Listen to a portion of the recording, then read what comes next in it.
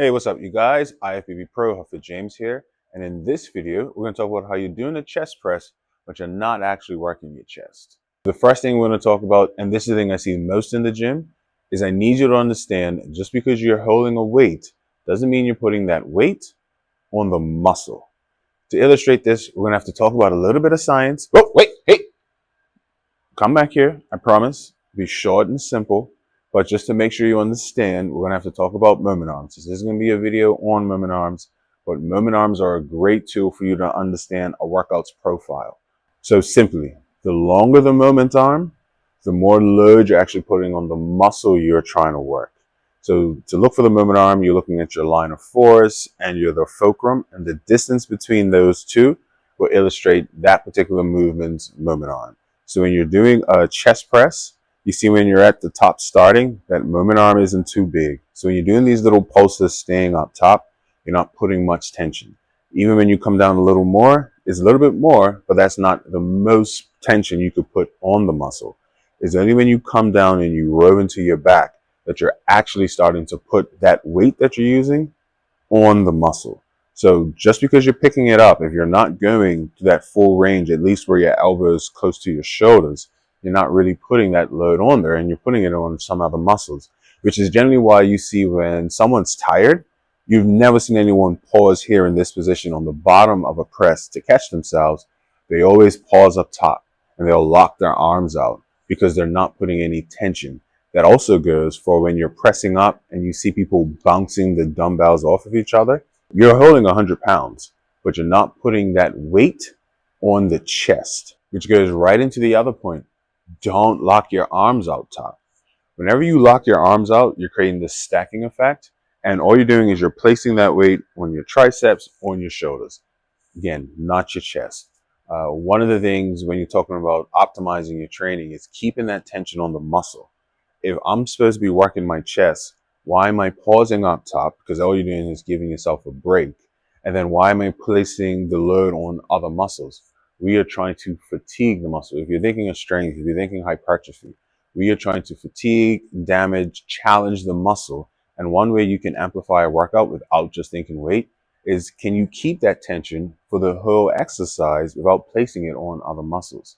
So make sure when you come up, squeeze your chest and then try and come right back down. But know that the top portion of the movement isn't a priority, and definitely don't lock out because now you're just placing that on other muscles. I think is a great cue to keep your forearms parallel the whole time. As you're pressing coming down, your arms will want to come in, and you're doing this, it will start to activate the bicep, again, taking that tension off the chest. Or you don't want to extend too far out as you're pressing, because now you're going to start activating the triceps. Your body's going to try and find a way to cheat.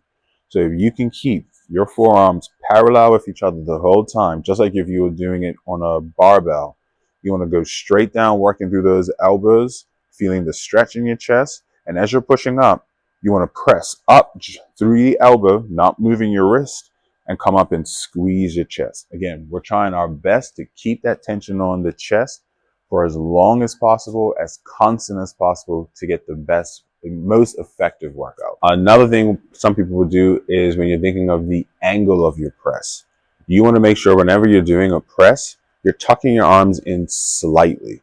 And you should see a slight diagonal movement through your elbows and then slightly back as you're driving into your chest. If you keep them out too much as you're going down, you're actually placing a lot of tension on your shoulders. And again, if we're trying to work the chest, we're trying to do everything we can to keep that tension on the chest and not place it on other muscles. This is an easy way for you to get a rotator cuff injury or just a general shoulder injury.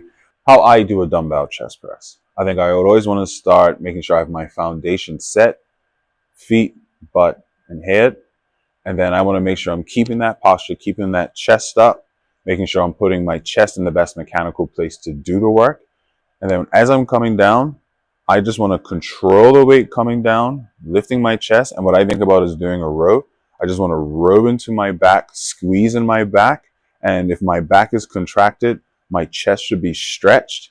And then once I'm here, I want to keep those placed, keep my shoulder blades locked. I don't want to press up and let my shoulder blades start to roll forward, because that'll be one way for me to start using my shoulders. So I want to think chest up, lock my shoulder blades, Keep those arms straight, parallel with each other.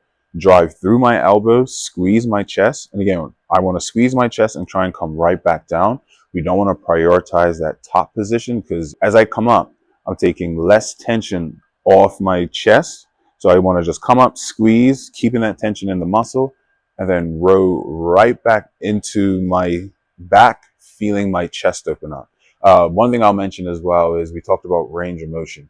One of the reasons I like the cue to row into your back is because you're making sure you're getting that stretch, but you don't want to go outside of your range of motion. Where I've seen where people think, okay, I'm supposed to stretch my chest, so I'm just going to drop it down as deep as I can.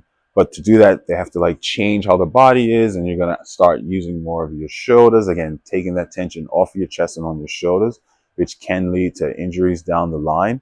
So by just squeezing your back, this is where you should stop. You don't need to go any deeper. You're keeping that tension on the chest and you're not placing it on the shoulders or anywhere else.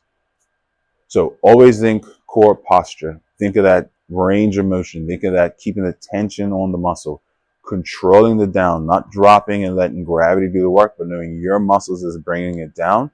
I want you to try this the next time you're in the gym and let me know if you can tell the difference.